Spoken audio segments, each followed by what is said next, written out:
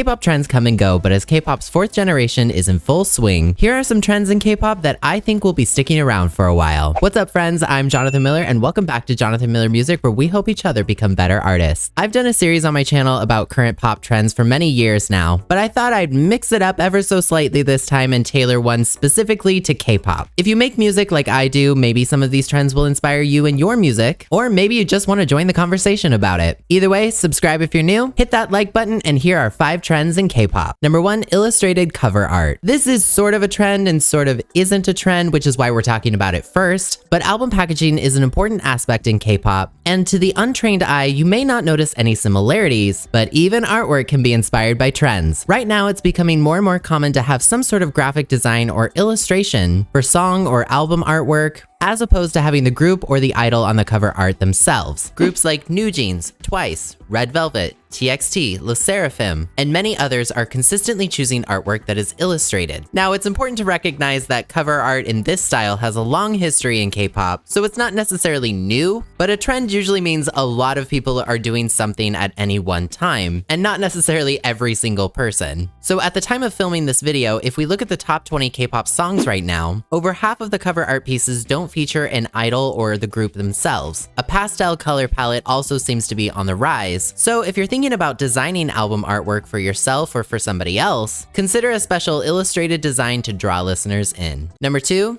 Y2K aesthetic. Since the 2020s began, the Y2K/mcbling aesthetic from the early 2000s has taken over the world by storm, especially within popular music. K-pop is no exception to this Y2K takeover, and by now it's sort of evolved into its own style, although I'm not 100% sure what history is gonna remember 2020's style as in name, but either way, the 2000 style is here. To clarify, as some people get a little bit confused as Y2K and mcbling often overlap in time period, but let's break this down. Y2K in fashion terms is very distinct. It was inspired by the mid-90s/early 2000s tech boom as the internet began to grow exponentially. The style is typically futuristic in feel, with shiny, often metallic materials, pleated skirts, colorful sunglasses, wide-leg jeans, vests. It revolves around the futuristic feel in the early days of the digital boom. mcbling, however, is slightly different. The mcbling aesthetic arose from around 2003 to 2008, and celebrities like Missy Elliott, Paris Hilton, Nicole Richie, and Eve helped to popularize the style. Brands from the mcbling era include Baby Phat, Juicy Couture, and Victoria's Secret, and many more. The defining characteristics of mcbling embraced modernity, self-indulgence, and luxury items. Graphic tees, sweatpants with the word juicy on them, boots, and more flooded the time period, and were frequently accessorized with the nice BlackBerry cell phone. Cell phone culture of the mid-2000s was something else, especially in conjunction with iPods, MySpace, and a new era of celebrity culture. Back here in the present, in the 2020s, Y2K and mcbling often fused together, and many K-pop acts showcase that. You have the futuristic hitters like Maeve and aespa, and you also have the more bubbly acts like New Jeans, Stacy, Twice, NCT Dream, and more. Fuzzy Ugg boots and hats, shiny accessories, butterfly clips, bandanas, and more have all come back around. So if you're looking to nail an aesthetic for your next music project, roll back the clocks and put your own spin on what you find. And if you want to get your music up on streaming platforms, you can do so with DistroKid. There are a lot of music distributors on the market nowadays, but DistroKid is one of the best ones to use. For one small yearly fee, you can distribute as much music as you want to music stores like Spotify, Amazon, Apple Music, and Tidal. Even better, DistroKid is one of the fastest distributors too, helping to take care of you when inspiration strikes so that you can get people streaming your music ASAP. DistroKid has a wide range of services to help you with promotion. One such service is Social Phone. Text messages have a 98% open rate, whereas social media can't always guarantee that people will see your new music drop. Social Phone by DistroKid makes it super easy to get your fans' phone numbers so you can text them directly and let them know what you're up to. Simply choose a phone number to send and receive texts, which are unlimited, and give it to your fans so that they can opt in. This works for both US and non-US fans, so you can even communicate internationally too. Then soon enough, you'll be able to safely and securely text your fans and get them involved directly with what you're up to. Use my special VIP link to save yourself 7% on your first year's membership with DistroKid. Link is in the description. Number 3,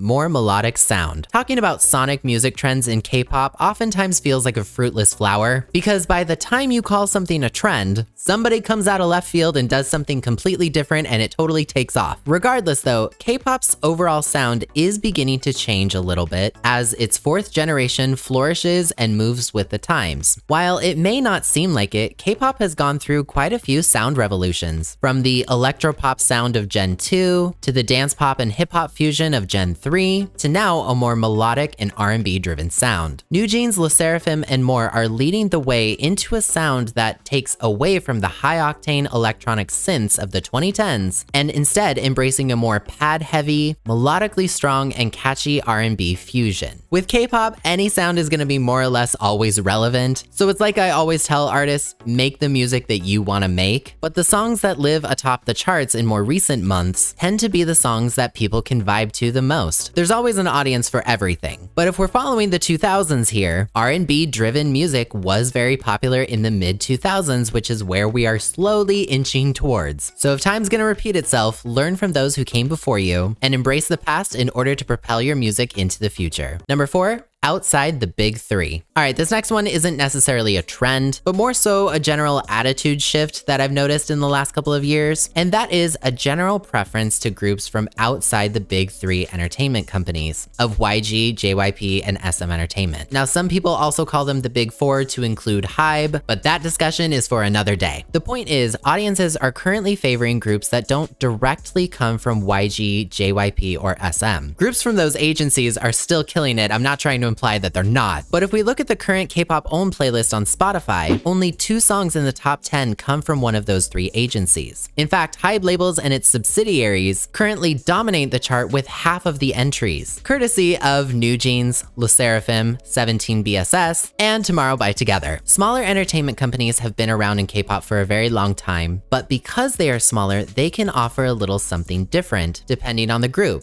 People love rooting for the underdog, and standing in a group with good music from a smaller entertainment company can make fans feel like they're a part of that meteoric rise, and that's because they really are. BTS was from Big Hit, which was very small back in 2013, until fans helped push BTS more and more into the limelight, and now HYBE labels has become what it is in the music industry. So just because you're independent or attached to a very small label doesn't necessarily mean bad things. It could be very beneficial, as long as it's not Cube Entertainment. We don't want to go down that road. Number 5, writing your own music. The value of a songwriter has never been higher than what it is right now. When I got into K-pop way back in the dark ages, idols typically did not write their own music. You had a few very rare exceptions here and there, but they had to work their butts off in order to be able to do that, and it was even rarer that the songs that they wrote became title tracks. Those days are long gone now. More and more fans want groups and idols who contribute to writing and or producing their own music. Stray Kids, G-Idol, New Jeans, Twice, LE SSERAFIM, TXT, Blackpink, BTS, and so many others nowadays have one or more members contributing directly to songwriting or producing their own group's music. As a songwriter myself, I absolutely love seeing this, of course, because it adds such a nice personal touch to an industry that oftentimes has a bad reputation for being soulless, much like the pop music industry in the West does, even though both of those things are not necessarily true. People love hearing the creations and the words from the people that they're standing directly. So if you're a songwriter or wanting to become one,